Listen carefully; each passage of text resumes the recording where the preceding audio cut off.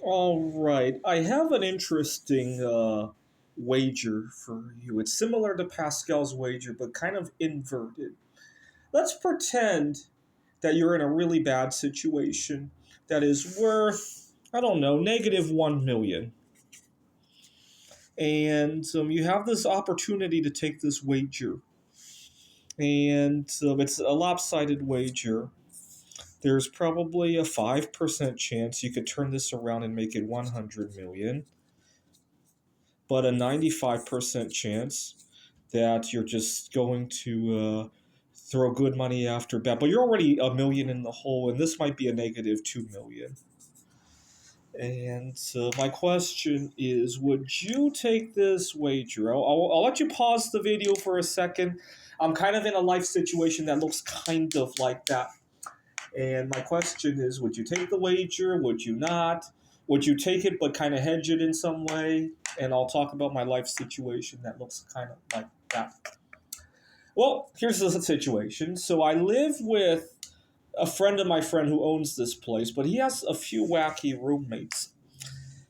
And I was at a party earlier this week, and I noticed a few other friends who had otherwise similar socioeconomics as me, but they have two incomes. And and then there's a girl that I know online. I met her through Bumble. I asked her to swipe left, and she thought it was kind of funny. And so here we are.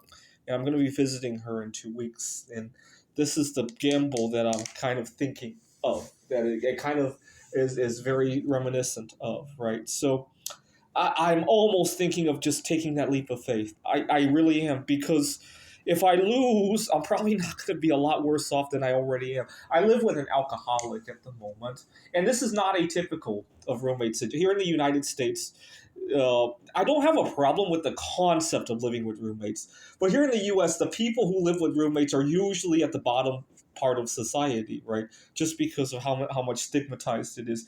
If I were in Taiwan, the concept of living with roommates would probably not be so bad because everybody does it, right? People are much more social over there, right? But I could take that leap of faith, and chances are she's not going to be the right one. But if she is, the reward is just. But at the end of the day, negative 1 million and negative 2 million, they're both going to bankrupt you, right? So I don't know if this is a Pascal's wager.